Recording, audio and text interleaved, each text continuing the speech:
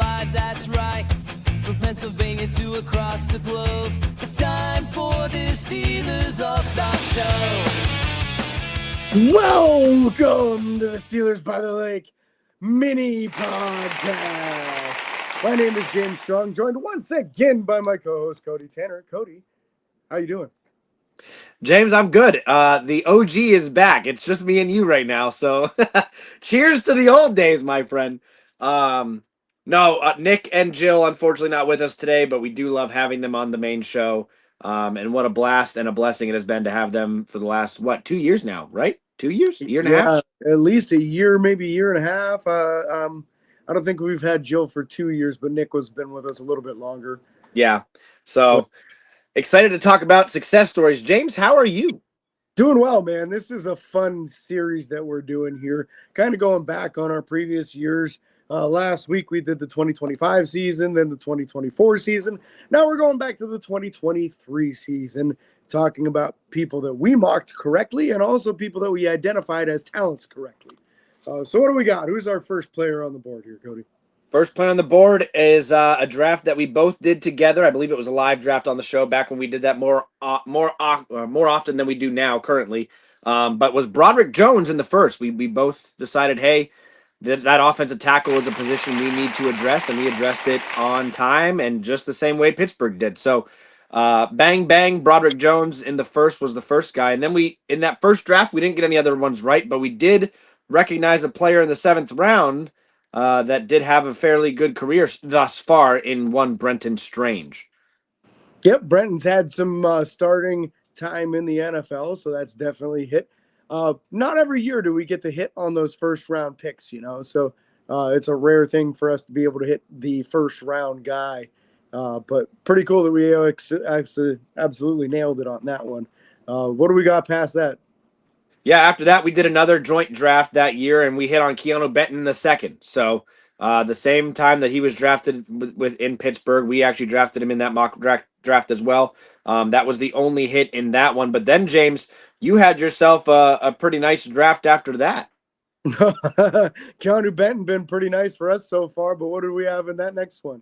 So you hit JPJ in the first because that was when you had to draft him. He wasn't falling to the second round in any of the mocks that we did, but we got JPJ in the first. Technically, he was a first-round draft pick, even though he wasn't, due to I don't remember what team got their first-round pick taken away. Miami Dolphins. Miami. He was the 32nd overall pick that year. It just was the first pick in the second round.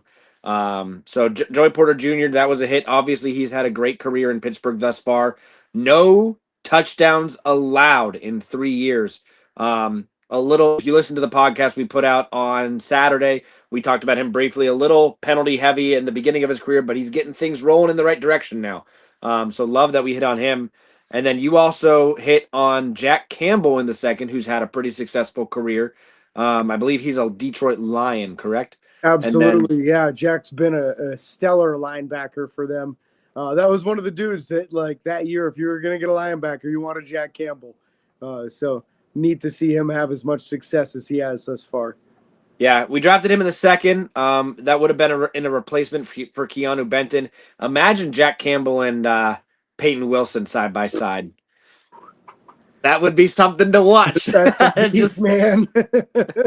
And then you also hit on another player in the fourth that mock draft with Parker Washington, who's had a fairly successful career in Jacksonville, the Penn State man. I think he just got himself paid, if I'm not mistaken. Yeah. No, it wasn't him that got paid. It was the guy they traded for from the Raiders that got paid. Okay. But he had a breakout season and actually outperformed both first-round wide receivers. To the point that they were looking to trade away 2 years ago's first-round pick, and then last year they're going to play him more at corner than they are at wide receiver because Parker Washington has been that good. Yeah, Brian Thomas Jr., correct? You got it. Brian Thomas, they tried to trade away. They might still trade away on draft day. We'll see. That's right around the corner now. But, yeah, that's one that I really liked. It stuck out on tape. He was a contested catch guy. He caught everything when it was a jump ball, built like a running back and just kind of everything you were hoping for other than not super tall. Yeah, loved Parker Washington coming out that year. If you've listened to our show at all, you know that we are Penn State people through and through. So anytime we can draft a guy in these mock drafts, we like to. And the next draft was my draft, and I hit on Nolan Smith in the first. Unfortunately, he went to the Eagles. He's had a fairly successful career there. I also got Jack Campbell the second. I followed right in your footsteps there. I drafted Cody Mock in, I believe, the third or fourth. Picked up Keanu Benton. He was falling in those mock drafts for some reason. And then I also went back and hit on Brenton Strange again. But the big ones there, Nolan Smith and Cody Mock, have had successful careers. Nolan Smith, a linebacker, Cody Mock, an offensive lineman. Yep.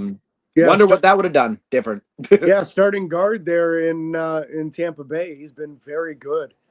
So yeah, that was a real nice evaluation on that part. That was every year it feels like there's one redneck guard that just seems like this dude's definitely going to be good, and that was the guy that year.